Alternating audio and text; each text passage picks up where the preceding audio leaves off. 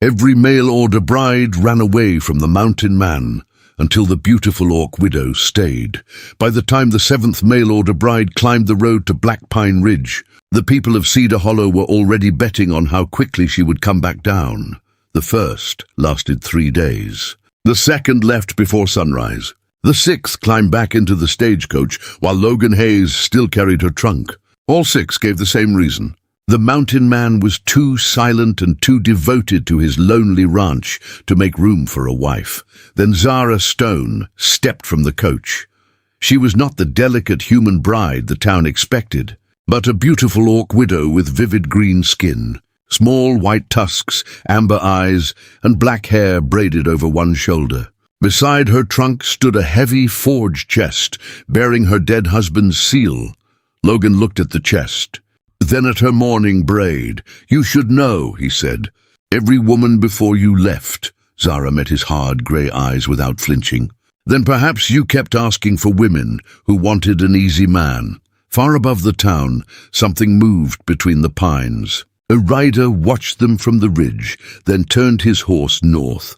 Zara had come to Black Pine Ranch to become a wife. Someone else had come to make certain she never lived long enough to be one. Before we continue, tell me where you're watching from and subscribe to Orc Bond Saga for more emotional human and orc stories of loyalty, courage, and unexpected love. Logan didn't offer his hand when Zara climbed onto the wagon. He secured her trunk, tested the rope twice, then studied the forge chest as though deciding whether it held tools or trouble. "It weighs nearly as much as a calf," he said. "It contains most of what remains of my old life. That generally weighs more than a calf." The dry answer wasn't accidental, and Zara filed that away. She had learned, in 2 years of moving between settlements, to read a man's silences the way she once read the color of hot metal, by what they refused to give off as much as by what they showed. Marcus's silences had been warm, comfortable things, full of trust he never bothered to explain.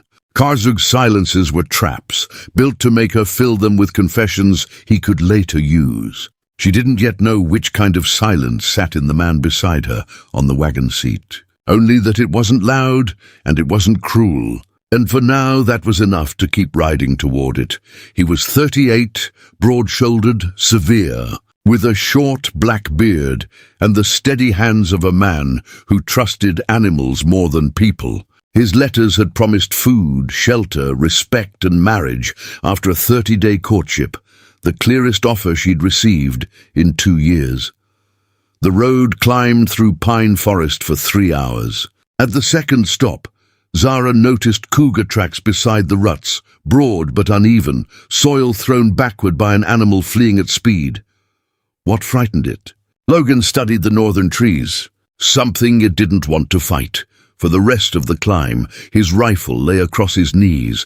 Black Pine Ranch appeared at sunset. Solid house, large barn, exact fences, firewood stacked in rigid rows.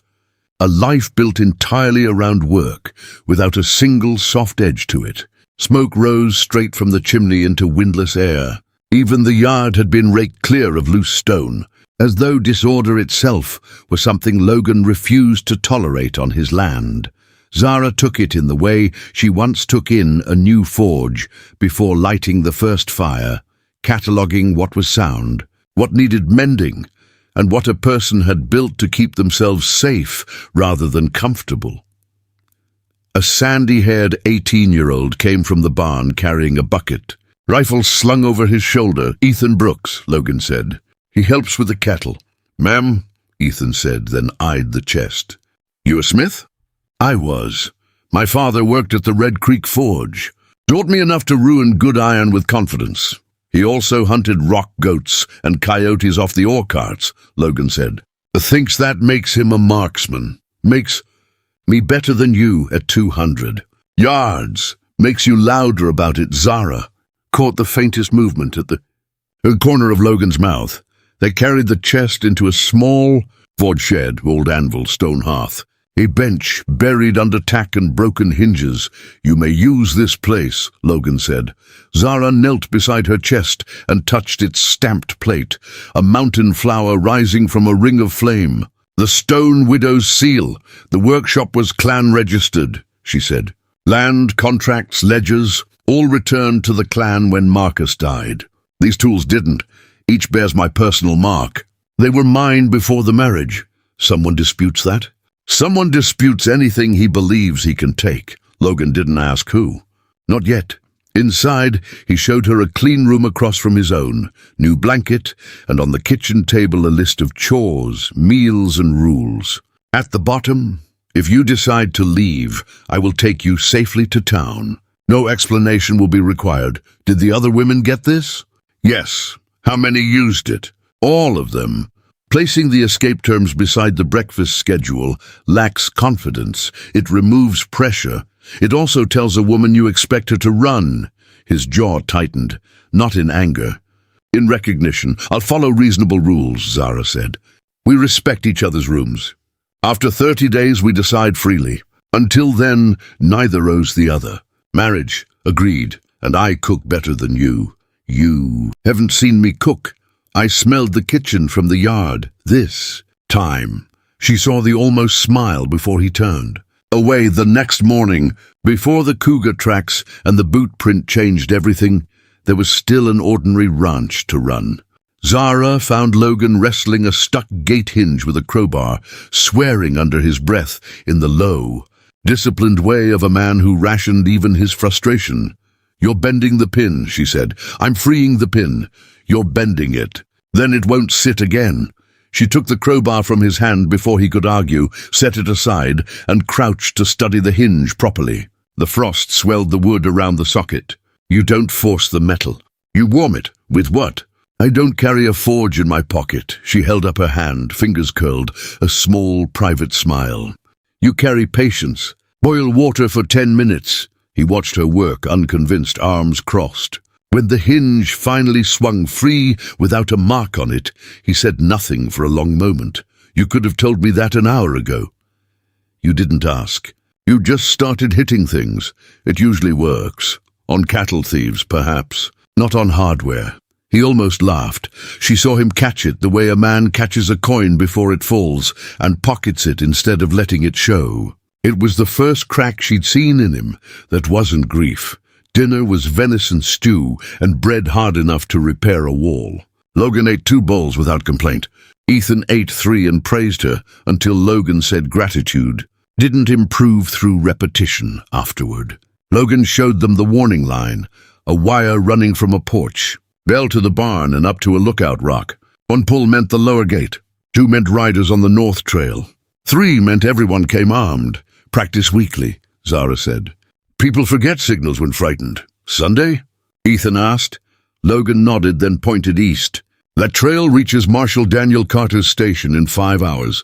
I warned him about strange riders before I collected you. He's inspecting the ridge within 10 days. You saw riders before today. 1 last week. Another this afternoon. Why didn't you tell me in town? I didn't know if he'd followed you. And now? The cougar ran from the direction that Ryder took. The wind hissed through the pines. Zara thought of a man with iron-grey braids and a smile that never reached his eyes. His name may be Kharzug Kane, she said. My husband's cousin, captain of the clan guard. He believes your tools hold something. Not knowingly, Zara said. Marcus told me he'd hidden proof among my belongings, but never named the object. I searched the chest. I couldn't bring myself to take apart every tool he'd touched simply because Kharzug demanded it. It was the whole uncertainty, if not the whole story, and Logan recognized the grief in it. He didn't press further in front of Ethan. Lock your chest, he said. Keep the key on you. I always do. That night, Zara listened to the house settle beneath the mountain wind, one hand closed around the forge knife beneath her pillow. It was a habit 2 years old now, older than any of the towns she'd tried to call home in between, Miller's Crossing, then Fort Adair, then a mining camp whose name she'd already half forgotten, each one abandoned within a season, once Kharzug's letters found her again. She had grown almost accustomed to the particular exhaustion of unpacking a trunk, only to know, somewhere beneath the unpacking, that she would likely be packing it again before the year turned. Black Pine Ridge felt different, only because it was harder to reach, and because the man beside whom she'd agreed to live didn't flinch at the weight of her forge chest, or ask why a widow needed so many tools for mourning. She didn't yet trust that difference. She had trusted differences before. Kharzug's letters had followed her from settlement to settlement. First be polite, then insistent, then sealed in clan wax, return the widow's property, return the master ledger, return what your husband stole. Marcus had died beneath a collapsed forge roof after uncovering Kharzug's illegal weapons trade. Before the smoke took him, he'd given her one command: never surrender your hammer. She'd obeyed for 2 years without knowing why. The hammer lay wrapped in his apron, locked inside the chest, and a rider had already reached the ridge. At dawn, Zara found Logan outside, studying a boot print in the frost, larger than Ethan's. A triangular nail pattern used by Northern Clan cavalry. You recognize it? Yes. Then tell me the part you kept back. She told him the rest. The ledger Marcus had hidden. Her failure to find it, Kharzug's certainty that fear would eventually break her, as it happened before. No, Logan's gaze moved from the print to her face. Good, not comfort. An assessment of the woman who'd entered his home. She respected it more than pity. They searched together. Logan checked the chest's lining while Zara went through every marked tool. Marcus's hammer sat wrapped on the bench between them, blackwood grip, steel cap he'd fitted himself. Logan noticed a thin seam beneath the cap. Has that always been there? Zara twisted it with a small wrench. It gave with a dry scrape, and a roll of oiled paper slid free. Neither of them moved for a moment. 2 years of carrying a hammer she didn't understand, and the answer had been resting against her palm the entire time, close enough to feel the weight of it and never know. The ledger listed dates, buyers, weapons, payments, Kharzug Kane's signature beside 3 raids that had killed human settlers and rival orc families.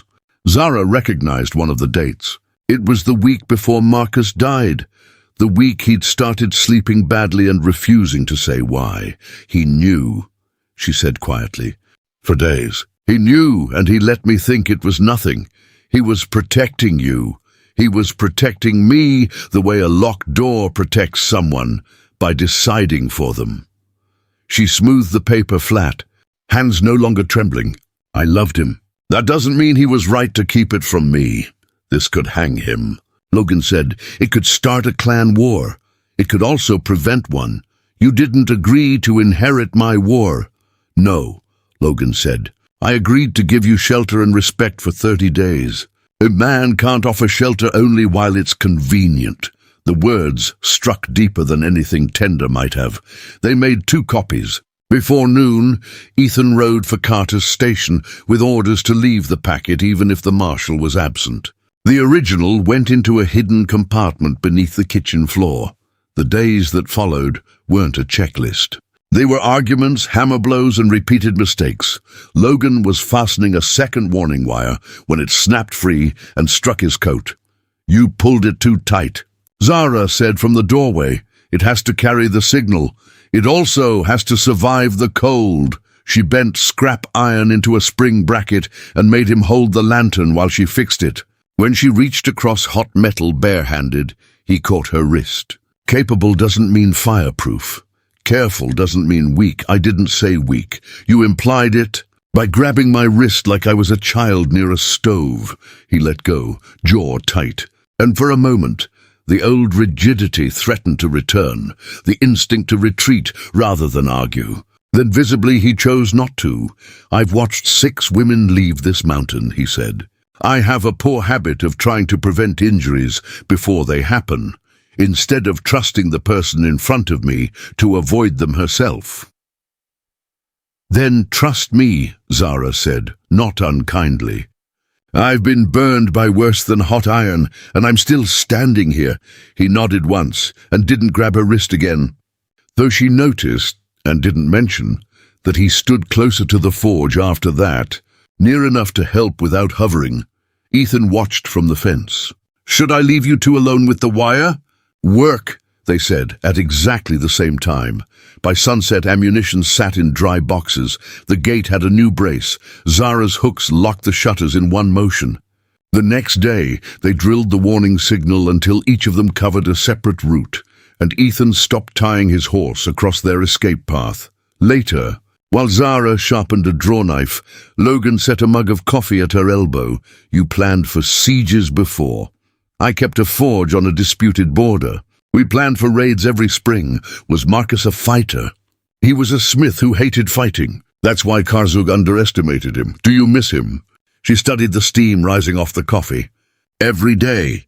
Never the same way twice." She didn't explain further at first. Instead, she saw it. Marcus at his own forge, sleeves pushed to the elbow, laughing at something she'd said, while a horseshoe cooled forgotten in his tongs. He had been clumsy with praise and generous with silence, the opposite of careful. In every way, Kharzug was careful. He used to burn his knuckles testing metal before it was ready, just to know exactly how much time she had left before she needed to swing. "Some mornings I miss his laugh," she said. "Some nights I'm angry he left me a secret instead of trust. Grief isn't a straight road." Logan nodded like she'd described terrain he knew. "My younger brother froze on the West Pass 12 years ago," he said. "I was supposed to meet him before the storm. I arrived late. The other women thought I hated conversation. I hated being asked why this house felt like mourning. Answering meant admitting I believed it was my fault. Was it? I chose cattle over the weather signs. He chose to travel alone. The mountain chose neither. There's enough blame for everyone." "That sounds like grief too," Zara said. It was their first deep truth, not the second day, not the fifth, but near the end of her second week. After work and danger had made silence only one part of what they shared. 2 nights later, Logan took her to the storage room and lifted a small trunk down from a high shelf, brushing away years of dust. He set it on the floor between them and stared at it, as though opening it required a permission he hadn't yet given himself. "My mother's," he said. "My father locked it away the week she left and never spoke of it again. I found the key after he died. I never opened it either. Why show me now? Because you keep a chest heavier than sense, full of a dead man's tools, and you still open it every day." He unlatched it. Inside lay folded linens gone yellow with age, a hairbrush, a small painted tin, and letters tied with ribbon that had once been blue. "I thought perhaps I was the only one on this mountain still afraid of what's inside a box." Zara knelt and touched the ribbon without untying it. "You don't have to read them to me." "I know." He sat back against the wall, watching her hands rather than the trunk. "For years I told people there was nothing left of her here. It was easier than admitting I'd kept everything and simply refused to look. What are you afraid the letters will say? That she was happier before us. That this mountain took something from her before it ever took my brother." He exhaled slowly. "Or worse, that she wrote to explain herself, and I never had the courage to find out." Zara closed the lid gently, latch left open. The choice still hers to make and his to finish. "Then we'll open it together when you're ready." "Not tonight." "But not never. You're very certain there's a difference. I carried a husband's hammer for 2 years before I understood what he'd hidden inside it. I know precisely how long it can last, if you let it." Logan looked at her for a long moment, something loosening behind his eyes that had nothing to do with the fire. "Thank you," he said, "for not making me open it tonight." "Thank you," she said, "for showing me you wanted to." Ethan returned that evening with a written reply. Marshal Carter had the copy. Deputy Emma Brooks, Ethan's cousin, would ride ahead with an Orc interpreter and wait at South Fork if weather split them from Carter's wagon. Arrival Sunday, near noon. He wrote avoid confrontation, like Kharzug will request an appointment, Ethan said. Carter prefers criminals who respect schedules, Logan said. Sunday was 6 days away. Kharzug had never been a patient man.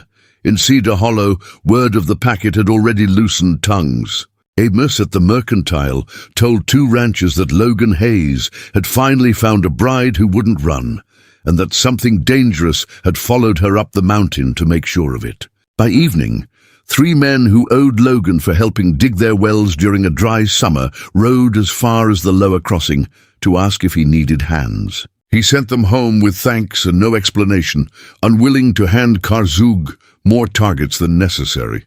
But the offer stayed with him longer than he admitted. The mountain had never before sent anyone up to check on him. The cougar mystery resolved itself the next morning, its tracks running beside 4 shod horses toward Cedar Hollow, a strip of dark red cloth snagged on a log, matching Kane clan's saddle blankets. It wasn't stalking the ranch, Logan said. It was fleeing his scouts. They've watched this place for 2 weeks. Snow buried the tracks and closed the eastern crossing. On Saturday, a landslide message arrived. Carter would take the longer southern route. Deputy Brooks would wait at South Fork. Arrival. Uncertain. The same messenger. Carried a folded document sealed in black wax, an order for Zara to surrender the master tools and records of the stone workshop to Kharzug Kane, or be treated as a thief. This says movable goods, Logan said, intentionally broad.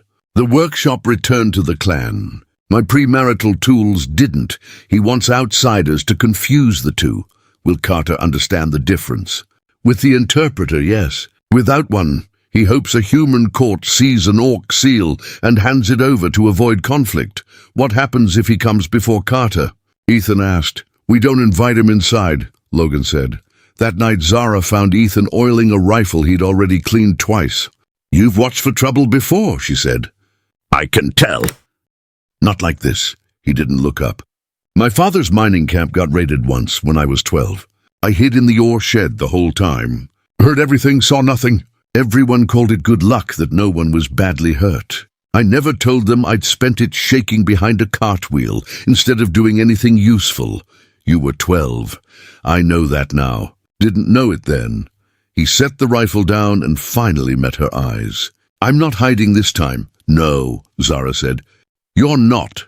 Kharzug came alone 3 days later at noon, snow silvering his shoulders, iron-grey braids over a black coat, a curved sword at his hip. He rode the way men ride when they've spent years being watched and never once questioned, unhurried, upright, certain the mountain itself would eventually make way for him. Logan stood on the porch, rifle nearby but not raised. Zara stood beside him. Close enough that her shoulder nearly touched his arm, far enough that neither of them could be called sheltering the other. Ethan watched from the loft, invisible behind the narrow window.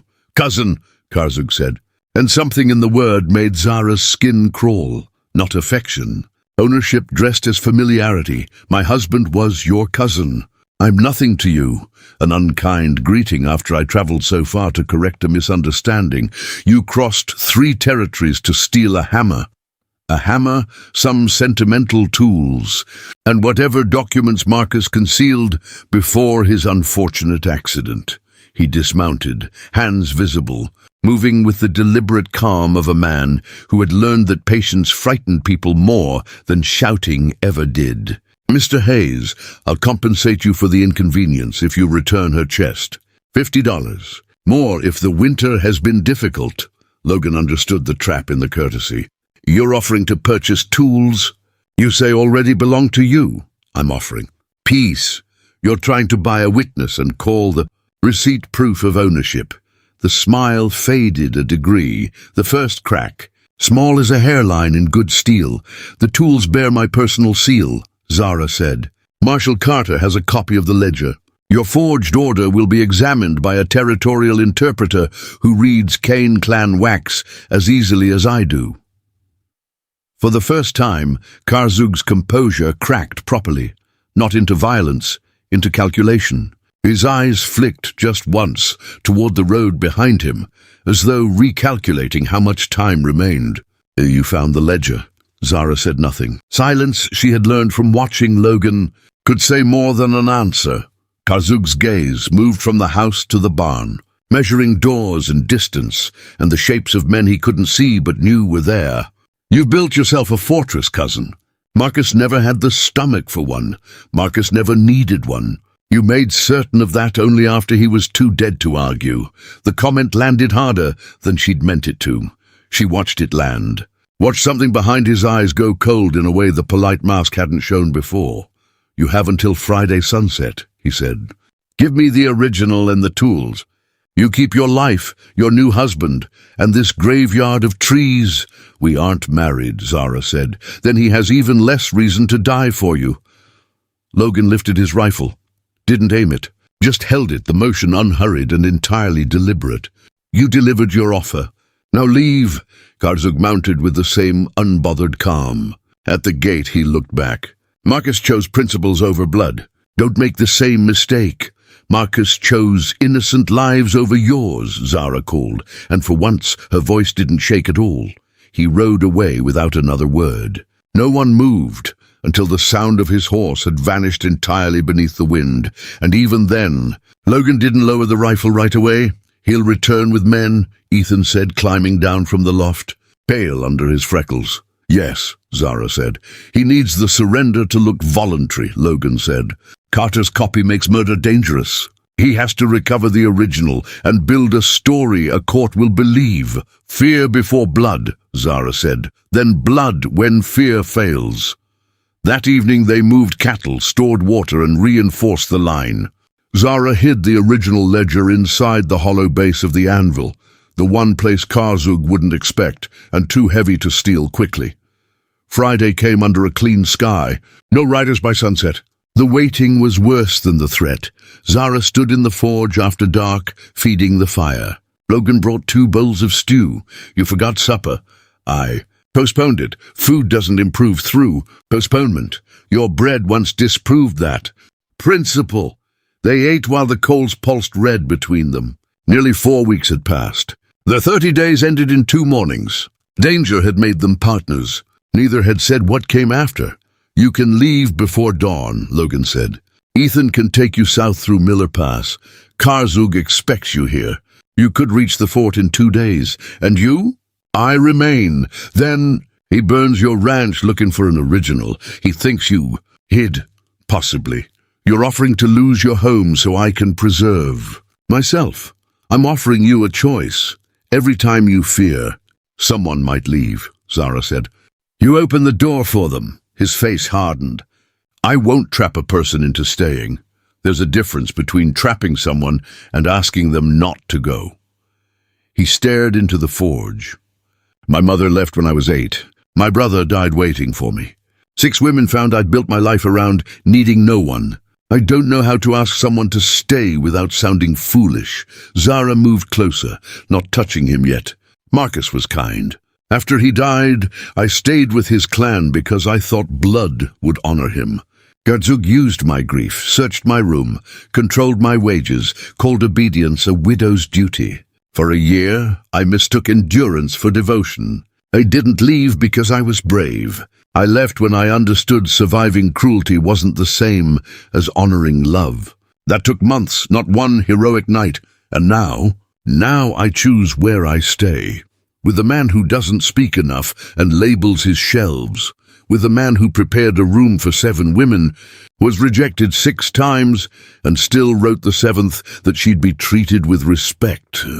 You're not obligated. Not by gratitude, not by danger, I know. Then stay, he said. Not because Kharzug is coming. Stay after he's gone.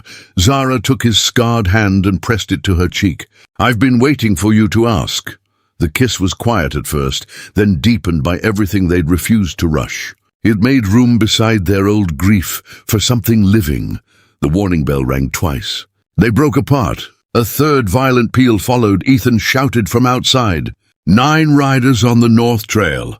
Before the confrontation, subscribe to Orc Saga and tell us, would you stay beside Logan or take the safe road south? 9 riders emerged through the snow. Kharzug, a wolfskin tracker, 3 clan guards, 4 hired gunmen dragging bundles of dry brush. They mean to burn us out, Ethan called. Deputy Brooks should still be at South Fork, Logan said. Reach the relay cabin unseen? 2 hours down. Longer coming back. Take the grey mare. Carter's wagon won't reach us in time. I can fight. That's why I need you alive to bring help. Ethan hesitated, then slid down the hay chute and vanished into the pines before Kharzug's men finished their approach. Kharzug halted beyond the fence. "Friday's past. The marshal has your ledger," Zara said. "A copy. Originals are harder to dismiss." He lifted a gloved hand. Two riders spread toward the barn. One dismounted near the wire. Logan fired into the snow near his boot. "The fence is the line. Cross it armed. You're a raider. I have a clan recovery order." "You have a forgery," Zara said. "I have 8 witnesses." The tracker shifted. "4 of us were hired to watch, Captain. Swearing costs extra." The crack in his composure told Zara what she needed. 3 loyalists, 5 paid men who counted risk more carefully than blood. "The widow leaves with me. No one else needs to suffer," Kharzug called. "You offered a false receipt for a living woman." "We refused," Logan said. "Then I'll wait until the cold improves your judgment." His men withdrew into the trees, but didn't leave. Night felt bitter. Shielded fires burned beyond rifle range. Small orange eyes scattered through the black pines, never quite still. Logan and Zara took the porch in turns, one watching while the other loaded cartridges by feel in the dark kitchen, afraid a lit lamp would give the rifleman an easy target. "How long can they wait?" Zara asked during her turn beside him. "Longer than we can stay warm outside." Logan didn't look away from the tree line. "Kharzug isn't patient, but he's disciplined when patience serves him. That's worse. You sound like you've studied him. I've studied men like him. Cattle thieves mostly. The patient ones always cost more in the end."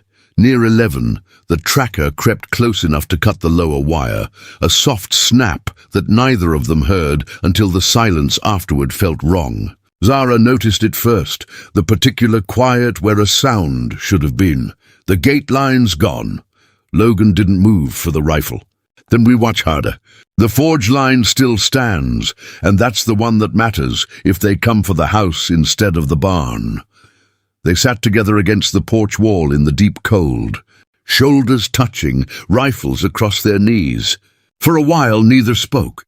Zara found herself counting the fires in the tree line instead of the minutes, the way she used to count hammer strokes to keep her hands steady during a difficult weld. "If this goes wrong," Logan said quietly, "I want you to take the tunnel under the smokehouse. It comes out past the second fence. I never showed the others. You're planning my escape in the middle of your own siege. I'm planning for every version of tonight, even the ones I don't want. I'm not leaving you in a burning barn to save myself down a hole." "I know." His hand found hers in the dark, briefly, without ceremony. "I needed to say it regardless, so that if it happens, you'll know the way was there, and that I trusted you to choose it or not." She turned her hand over, laced her fingers through his cold glove against the cold glove. "Then let's make certain neither of us needs it." Near midnight, a flaming arrow struck the barn roof. Zara ran beneath the loft, while Logan fired into the trees. A bullet tore the loft wall close enough to spray splinters across her face. "Zara, I'm alive!" 2 raiders crossed beneath the smoke. Logan shot one in the shoulder. Zara drove a shovel into the other's knee. The captive, human and terrified, confirmed it. 3 clan guards, the rest paid. Kharzug, betting the landslide, had bought him a full day before Carter arrived. It was Saturday night. Ethan had been gone for 5 hours. The siege dragged toward dawn, smoke stinging, cartridges thinning, the cold biting through wet gloves, and then the cattle began to bellow. The tracker had opened the meadow gate. Dozens of frightened animals surged toward the barn, enough to crush the fence and open a path for mounted men. "They want you in the open," Zara said, catching Logan's sleeve. "If they reach the barn, we lose the defense. Then I will go with you." Bullets struck the porch as they reached the side gate. Logan opened a path west while Zara swung a lantern low, turning the lead cows. Half the herd veered. The rest panicked at a gunshot and rushed straight at her. Logan shoved her behind the stone trough. A steer caught him from the side. A hoof clipped his shoulder before the herd thundered past. Zara dragged him back, his arm hanging wrong, blood at his temple. "Can you stand?" With assistance and poor judgment, a rider came through the broken fence. Zara drew her knife. Then a rifle cracked from the southern slope, and the rider's hat spun off. Next one hits bone. Ethan's voice in the first grey light. 2 more shots landed with deliberate precision. The hired riders pulled back, uncertain how many marksmen had reached the ridge. Ethan wasn't alone. Deputy Brooks and the interpreter had climbed the last mile on foot after leaving a signal for Carter. 3 guns now held the overlook. Kharzug shouted for his men to rush the house before Carter arrived. The hired riders hesitated. The clan guards didn't. They came through the smoke on foot, one toward the ridge gunners, one toward the forge. One straight at Zara, Logan's ruined arm failed him. "Go. Get inside. I'm not leaving you. Then stay behind me and be useful." She pulled him into the forge, threw damp coal dust on the banked fire, dragged him behind the anvil. Black smoke filled the doorway as the first guard stumbled in blind. Logan struck his wrist. Zara hooked his ankle with the tongs. A second guard fired through the smoke. The bullet rang off the anvil. Zara threw water across the stones, and the room went white with steam. She knew every step of that forge.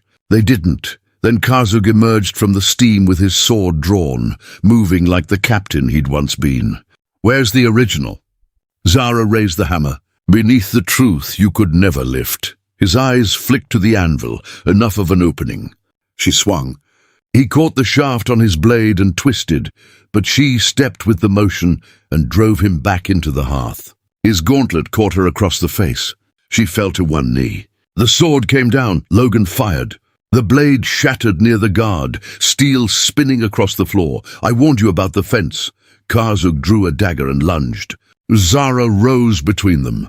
The hammer cracked against his forearm, bone breaking, the dagger falling. He staggered for the coal shovel anyway. Zara set the hammer's face against his throat. "Marcus spared you once. You called mercy weakness." Outside, Deputy Brooks disarmed the hired men while Ethan covered the gate. The interpreter shouted that Kharzug's order carried no lawful mark, and further resistance meant raider charges.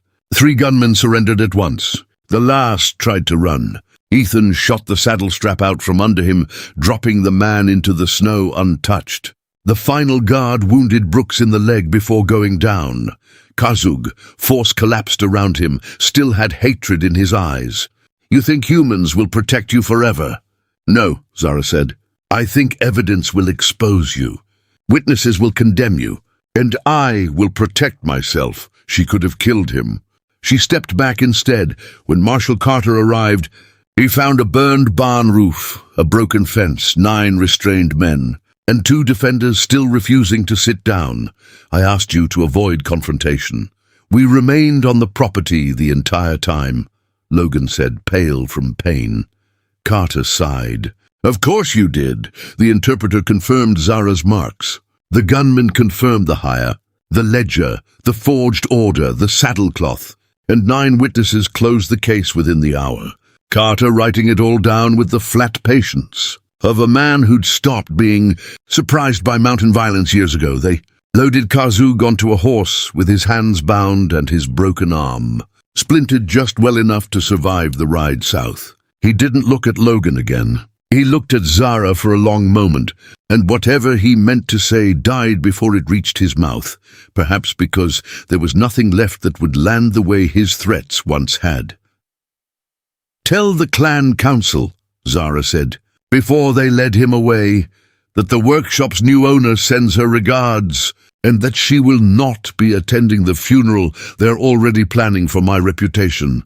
Kharzug said nothing. It was, Zara thought, the first time she'd ever seen him without an answer ready.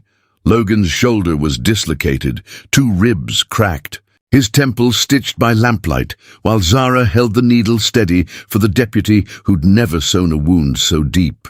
Zara stayed beside him through the night, dozing upright in the kitchen chair rather than leave the room, waking each time his breathing changed.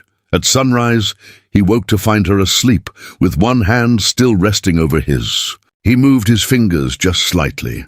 Her eyes opened at once, the reflex of a woman who had spent 2 years sleeping lightly enough to hear danger coming. "You stayed," he whispered. "I told you. I choose where I stay." Outside, the sun was coming up clean and gold over a ranch half in ruins, and for the first time in longer than either of them could remember, neither of them was listening for hoofbeats. Ethan hadn't come inside. Zara found him behind the barn, rifle across his knees, a basin of pink water at his boots. He'd cleaned his hands 3 times. When that rider crossed the fence, he said, I aimed for his chest. He turned. Half an inch the other way and I'd have killed him. You struck the saddle strap. I heard the guards scream when Emma shot him. I thought I'd feel brave. You rode through a storm, found help, came back knowing men were shooting at this ranch. Zara said, Courage doesn't always feel brave afterward. Sometimes it feels like shaking, once there's finally time to shake. Logan lowered himself down beside them, one arm bound to his chest. You followed my order. You brought help. You placed your shots where they stopped men without taking lives. You have nothing left to prove. I left you during the attack. You left because I sent you. Stay, and Kharzug might own this ranch. What do I do with what I saw? Zara looked at the blackened forge roof. The same thing a smith does with iron after the fire. Let it cool enough to touch. Then decide what shape it should take. Emma handed him a cloth. Start by eating. Heroes who faint from hunger are hard to respect. A weak laugh, not healing but pointed toward it. Emma sat down on his other side without being asked, close enough that her shoulder touched his, and for a while none of them said anything else. It was, Zara thought, its own kind of medicine, not words. Just people willing to stay near a wound until it stopped being unbearable to sit alone. For what it's worth, Emma said eventually, the first man I ever had to shoot, I cried for 2 days after. Told my sergeant I wasn't cut out for deputy work. He told me the ones who don't cry are the ones you should worry about. She nudged Ethan's boot with hers. You're cut out for it. You just don't know it yet. Ethan didn't answer, but he ate the bread she'd brought, and that was enough for one morning. Winter settled hard over the ridge. Ethan mended the fence. Zara rebuilt the forge. Logan learned to drink coffee without pretending conversation disturbed him. They didn't marry immediately. One December evening, Zara came home from delivering a plow blade to find every hammer moved to a new rack. Logan had built where the roof stayed dry. You opened my locked forge, she said, to protect your tools. Kharzug used the same words. Whenever he searched my room, the comparison hit him hard. His jaw tightened, the old instinct to retreat into silence. This time he stopped it. I'm not Kharzug, he said, but I entered without asking, and intention doesn't erase that. I'm sorry, it's a good rack. That doesn't make the choice mine. He returned every tool to the bench, gave her the key, and let her choose where the rack would hang, arguing over its height until Ethan saw their faces and backed quietly out the door. The quarrel taught them more than the siege had. Logan learned that help without permission could feel like control. Zara learned a mistake didn't become a trap when a man admitted it and changed. Other disagreements followed through January. In the second week, Zara accepted a rush order from a rancher 2 valleys over without asking whether Logan could spare Ethan to help deliver it, and Ethan ended. Up gone 2 days during a stretch. When the cattle needed extra hands in new snow, Logan didn't shout. He simply asked, once Ethan was safely back, why she hadn't mentioned it. It was my forge business, Zara said. I didn't think it required your permission. It doesn't, but it required my knowledge. Ethan works this ranch too. When you send him somewhere for 2 days, I plan around an empty barn. Not a surprise. She opened her mouth to defend herself, then stopped because he wasn't wrong, and pretending otherwise would only prove she'd learned nothing from December. I built a forge alone for 2 years, she said instead. I forgot this one has more than one name on the door. Then we're even, Logan said. I forgot mine had more than one lock on the door. It wasn't much of an apology from either of them, and neither of them tried to make it one. But after that, orders that touched the ranch's hands went up on the kitchen table alongside the chore list, and neither of them ever threatened to leave. One cold evening in late January, Logan came into the kitchen carrying the small trunk from the storage room. He set it on the table without a word, and sat down across from Zara the way he had that first night in the forge, waiting for permission he'd already half given himself. "You're ready?" "I don't know. I'm tired of not knowing." He slid the ribbon free himself this time. The letters were shorter than either of them expected. His mother's handwriting cramped and uncertain, as though writing itself had never come easily to her. She hadn't written to explain her leaving.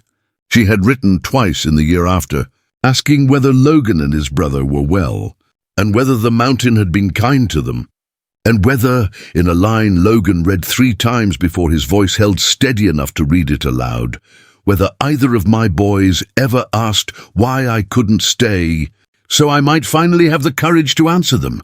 No third letter had come. Zara guessed, and didn't say aloud, that the trader she'd left with hadn't been kind, and that whatever silence followed had not been chosen the way the first one was. Logan sat with the pages for a long time. "She was afraid too," he said finally. "I spent 30 years believing she simply didn't love this place enough to stay. I never considered she might have loved it exactly enough to be terrified of losing it the way she'd lost everything before." "Does it change anything?" "No." He folded the letters carefully, the way a man folds something he intends to keep rather than bury. "But it changes what I understand it to mean. There's a difference." Zara covered his hand with hers, the same gesture from the fire 2 months before. "I told you there would be. They didn't burn the letters, and they didn't lock them away again." Logan set the trunk at the foot of their bed, where it stayed through the rest of that winter and every winter after. Not a wound kept open. But a door finally left ajar. In February, the territorial court convicted Kharzug of conspiracy, forgery, attempted murder, and arms trading. Marcus Stone's name was cleared, publicly and permanently. In a courtroom 200 miles from the forge where he'd died, Zara wasn't there to hear it read aloud, but Marshal Carter rode up specially to tell her himself, hat in hand, as though the news deserved to arrive with some ceremony. The clan council recognized Zara's ownership of her tools and offered to restore her old workshop, along with a formal letter of apology signed by 3 elders who had never once written to her during the 2 years Kharzug hunted her across the territories. She refused. "My forge is at Black Pine." She said it simply, without bitterness toward the council or grand declaration toward the mountain, the way a person states a fact so settled it no longer needs defending.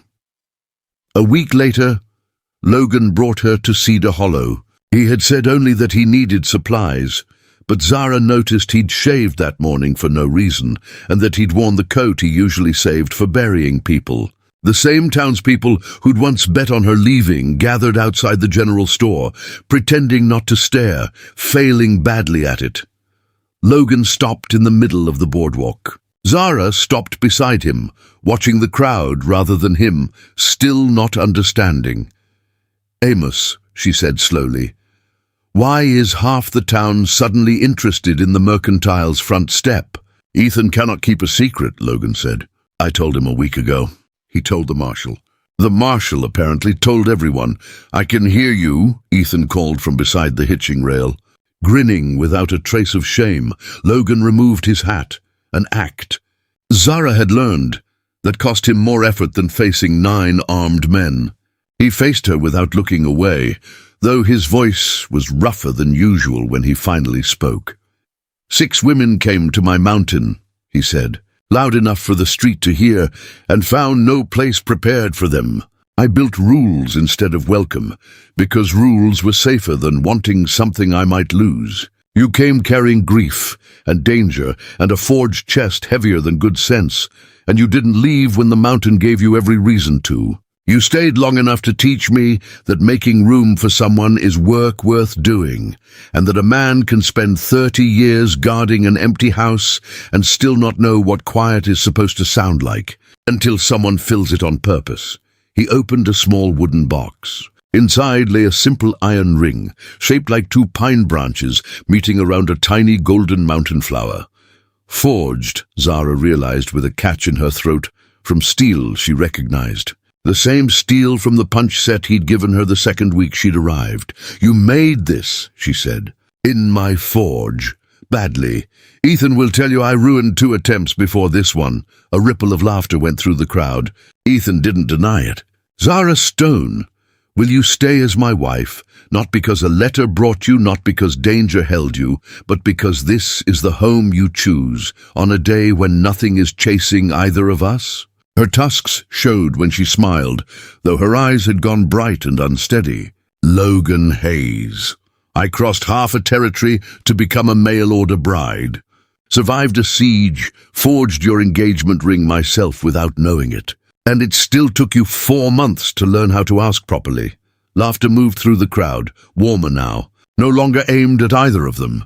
She held out her hand. "Yes, I will stay." He slid the ring onto her finger, with hands that weren't quite steady, and when he kissed her, the whole street cheered loud enough that a dog 3 shops down began barking, and neither of them cared at all. They married at Black Pine Ranch in early spring, in the yard where 9 riders had once stood at the fence line. "Ethan built the arch himself, out of pine branches too crooked for lumber and too stubborn," he said, "to be anything but decoration. He'd spent 3 evenings on it and refused help from anyone, insisting a man who'd once hidden in an oar she'd owed this ranch at least one thing built with steady hands." Emma Brooks stood beside Zara because, she said, someone needed to make sure the bride didn't change her mind at the last moment and go back to fixing hinges instead.